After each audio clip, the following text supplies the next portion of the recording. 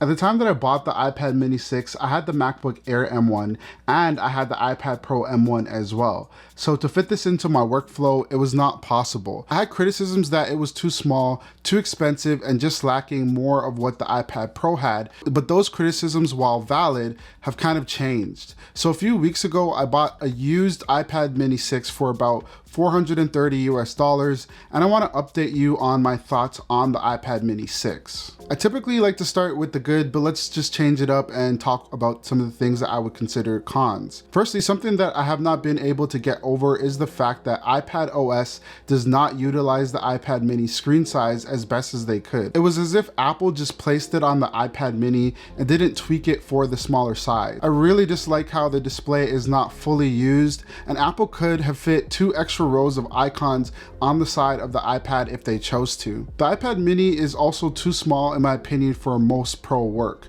and I'll bring this back up in a bit, but for anyone who wants to edit videos or seriously edit photos, you're better off with the iPad Air 4 or the iPad Pro. While the iPad mini can still do those things, it has no XDR, it has no 120 Hz, and it doesn't get as bright as the iPad Pro. And I'm not saying that it should have those features because this is not a mini iPad Pro, but for the price of this, I think Apple could have at least included a more brighter display, as 500 nits is not great. But I do think that it could use a bit of work, and it's probably because the display on the MacBook Pro 2021 has really spoiled me. I'm also not a fan of the fact that at minimum, this thing comes with 64 gigs only, whereas on the iPhone 13, that comes in at 128 gigs for the base model. Apple is acknowledging the fact that 64 gig is not enough on the phones, but it's enough on the iPads, which makes no sense considering the iPad will most likely be used for productivity and gaming and more, but I digress. Oh, and the jelly effect that everyone was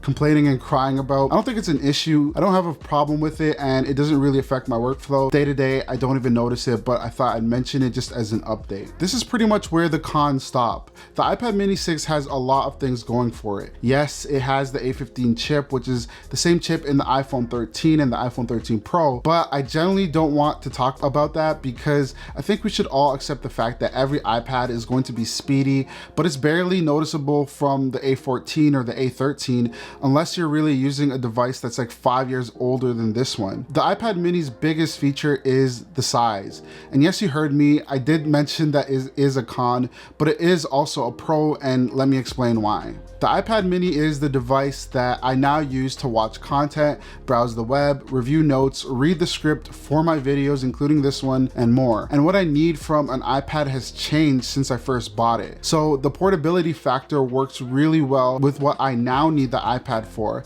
I can easily fit this into my pocket and head out for the day. I usually do not stay home on weekends, and sometimes I don't return back home until Sunday night. And in those cases, I can bring the iPad mini with me and not have to worry about it taking up too much space.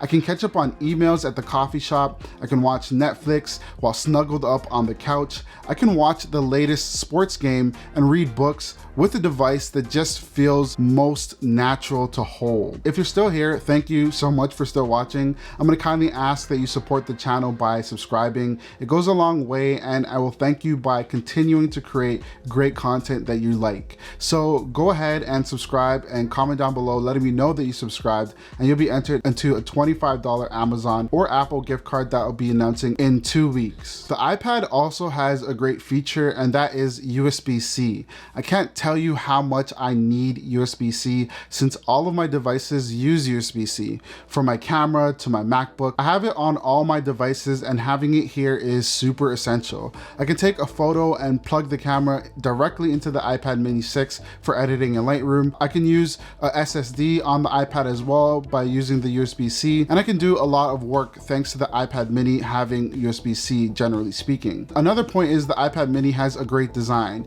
I mean, if you compare it with the previous iPad mini, this thing looks sleek and modern, and I still like the design. The iPad mini has dual speakers at the bottom and a TouchID button at the top, but it has no headphone jack, which is fine because who uses that anyway, am I right? The color I got is still up for debate. The lady I bought it from, who did not have the box by the way, said it's pink, but I think it looks more Starlight.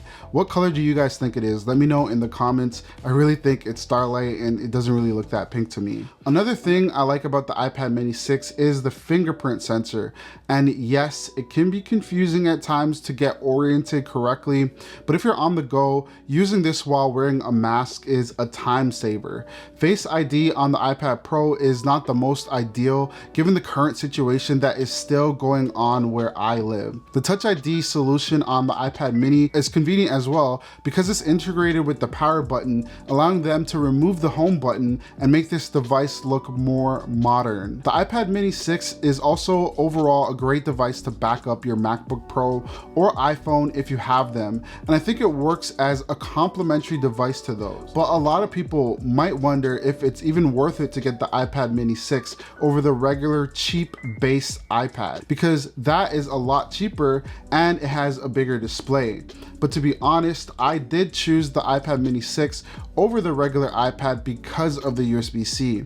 I think and hope Apple will get rid of Lightning on the iPad base model and replace it with USB-C, but for now, it's something that I need and I'm willing to pay extra for. Also, the fact that the iPad mini uses the Apple Pencil 2 and not that horrible Apple Pencil 1, this device is the clear winner when deciding between the two, and don't get me started on the old looking design of that iPad. So I think in my first review, I was a bit too harsh, and now that my needs of the iPad have changed because I ended up selling my 2021 iPad Pro when I got the MacBook Pro, this device has become one of my go-to devices, and I recommend it for most people. If you absolutely need more real estate, please skip the iPad mini, but if you value portability and want a device that's great for content consumption and a little bit more pro features than the base model, then this is the one to get. Avoid the iPad Air 4 at all costs, since the iPad Air 5 is right around the corner coming up in March,